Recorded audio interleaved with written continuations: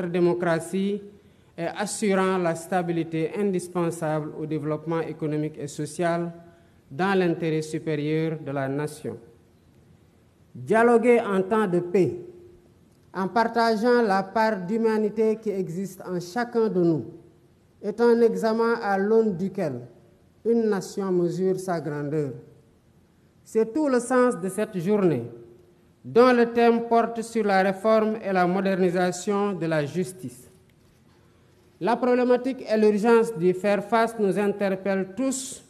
au-dessus de toute considération partisane.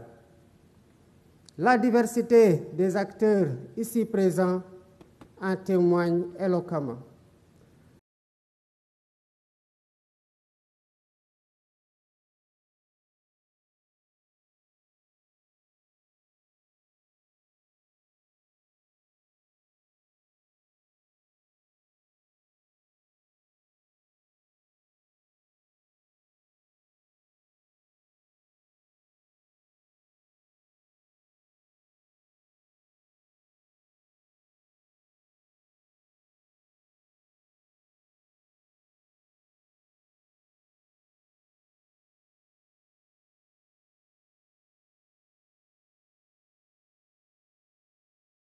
De plus,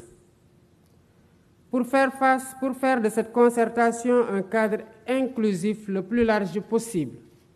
nous avons lancé le 23 mai la plateforme Jubanti comme Vox Populi pour recueillir les contributions citoyennes. La justice étant rendue au nom du peuple, il est donc pertinent que le peuple ait son mot à dire sur la manière dont elle doit être rendue. Au demeurant, je rappelle déjà qu'en avril 2018, le besoin de modernisation de la justice avait fait l'objet d'un rapport d'un comité de concertation mis en place par le garde des Sceaux, ministre de la Justice. 6 années après ces concertations, et après avoir été traversées par de violentes secousses, force est de reconnaître que notre système judiciaire a besoin d'une profonde refondation, que seule une approche inclusive permettra de réussir. Œuvre collective, démarche participative et exercice de co-construction. Voilà le triptyque qui doit guider notre action.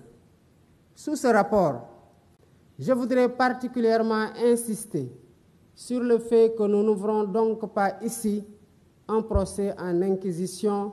pour désigner un ou des coupables à jeter aux orties. Il est plutôt question de tenir un débat lucide et serein, posé et apaisé, pour ausculter notre système judiciaire, identifier ses forces et faiblesses et rechercher ensemble les solutions aptes à refonder son fonctionnement et à améliorer ses performances.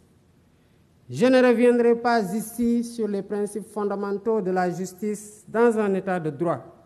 sinon pour en rappeler la quintessence, à savoir la séparation des pouvoirs, l'indépendance, l'impartialité et l'intime conviction du juge, l'égalité de tous devant la loi, la présomption d'innocence, le principe du contradictoire, le droit à un procès équitable et l'habeas corpus, bouclier contre les arrestations et détentions arbitraires. En rappelant ces principes énoncés et encadrés par des textes légaux et réglementaires, j'ai en même temps conscience qu'ils ne suffisent pas à eux seuls pour jauger l'indépendance, la crédibilité et l'efficacité d'un système judiciaire. En effet, quelle que soit la pertinence des textes, c'est d'abord et surtout à l'aune de la pratique qu'on peut juger si un système judiciaire répond aux idéaux et exigences de l'état de droit. Voilà pourquoi, à travers ces assises, nous voulons interroger notre système judiciaire en revisitant ses règles et mécanismes afin de le perfectionner et le hisser à la hauteur des ambitions et aspirations de notre peuple. Les thématiques qui seront débattues incluent notamment le statut des magistrats, l'organisation et le fonctionnement du Conseil supérieur de la magistrature,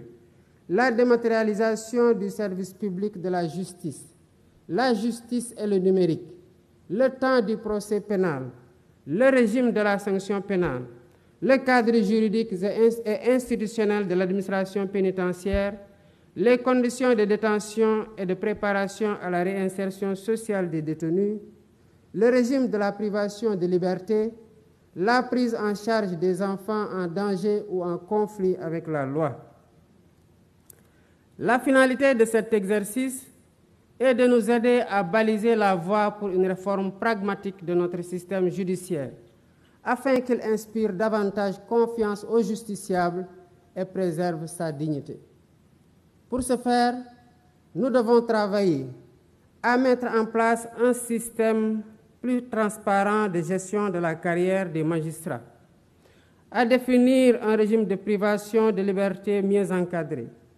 à aménager un dispositif législatif et institutionnel de nature à favoriser la célérité dans le traitement des procédures judiciaires et à humaniser l'univers carcéral, à instituer des plateformes dématérialisées et fonctionnelles et améliorer le fonctionnement du système par l'allocation de moyens budgétaires suffisants et la poursuite du programme de construction et de réhabilitation des infrastructures. Il convient aussi de rappeler que pour bâtir l'état de droit que nous voulons, la réforme et la modernisation du système judiciaire ne doivent pas seulement se limiter au volet pénal, qui, il est vrai, polarise plus notre attention collective. Nous ne devons pas oublier les affaires civiles, dont la matière commerciale constitue une composante majeure, le droit du travail et le contentieux administratif, autant de domaines dont la prise en charge conditionne le fonctionnement de la justice. En portant nos réflexions sur tous les sujets à l'ordre du jour, je souhaite que nos échanges s'inscrivent dans une démarche pragmatique et répondent à la finalité de l'exercice. Mais ce faisant, gardons-nous de vouloir bâtir une république des juges qui remettrait en cause le principe cardinal de la démocratie, à savoir le gouvernement du peuple, par et pour le peuple, en vertu duquel les élus restent les dépositaires légitimes du pouvoir étatique. Je suis confiant que nous pouvons y parvenir par une concertation sereine, ouverte et apaisée. Sur ce, je déclare ouverte la Journée nationale du dialogue et souhaite plein succès à nos travaux